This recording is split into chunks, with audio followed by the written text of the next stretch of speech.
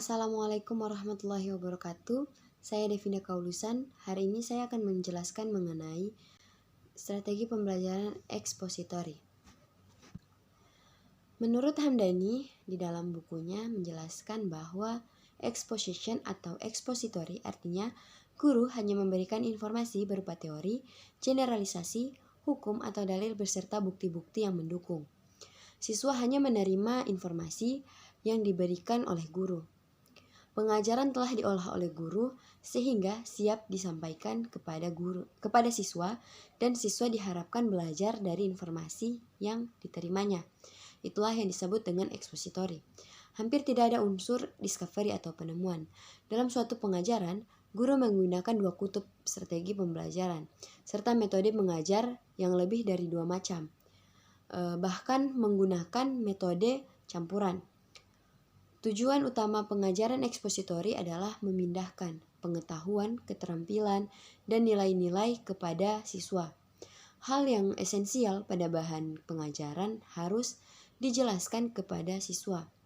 Peranan guru yang penting adalah sebagai berikut. Yang pertama, penyusun program pembelajaran. Yang kedua, pemberi informasi yang benar. Yang ketiga, pemberi fasilitas belajar yang baik. Yang keempat, pembimbing siswa dalam pemerolehan informasi yang benar. Dan yang kelima, penilai pemerolehan informasi.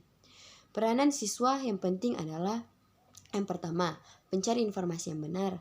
Yang kedua, pemakai media sumber yang benar. Dan yang ketiga, menyelesaikan tugas sehubungan dengan penilaian guru. Adapun hasil belajar yang dievaluasi adalah luas dan jumlah pengetahuan, keterampilan, dan nilai yang dikuasai siswa. Adapun prinsip penggunaan ekspositori. Yang pertama, berorientasi pada tujuan. Yang kedua, prinsip komunikasi. Yang ketiga, prinsip kesiapan siswa. Maksudnya adalah siswa yang dapat menerima informasi sebagai stimulus yang kita berikan terlebih dahulu. Kita harus memposisikan mereka dalam keadaan siap baik secara fisik maupun psikis untuk menerima pelajaran. Lalu yang keempat atau yang terakhir, prinsip berkelanjutan.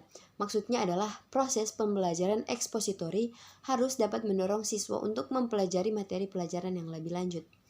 Adapun langkah-langkah pelaksanaan ekspositori. Yang pertama, persiapan atau preparation.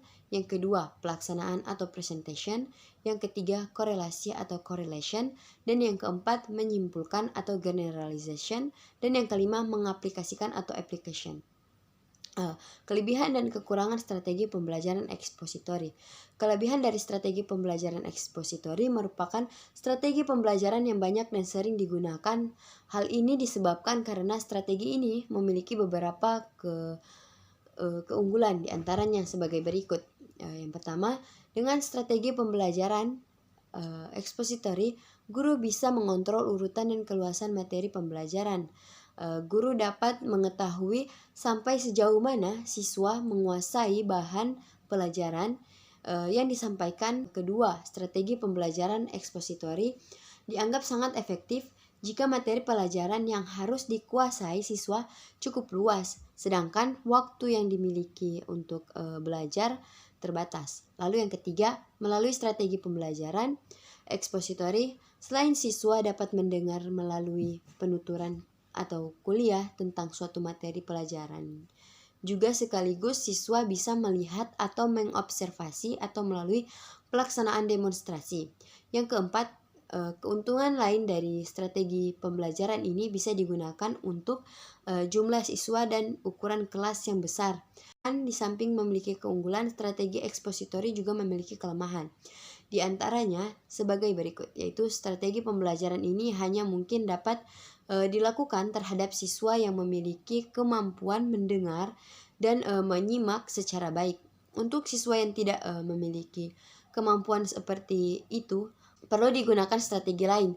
Strategi ini tidak mungkin dapat melayani perbedaan setiap individu, baik perbedaan kemampuan, perbedaan pengetahuan, minat, dan bakat, maupun perbedaan gaya belajar, karena strategi lebih banyak diberikan melalui ceramah akan sulit mengembangkan kemampuan siswa dalam hal kemampuan sosialisasi, hubungan interpersonal, dan kemampuan berpikir kritis. Terima kasih. Sekian. Assalamualaikum warahmatullahi wabarakatuh.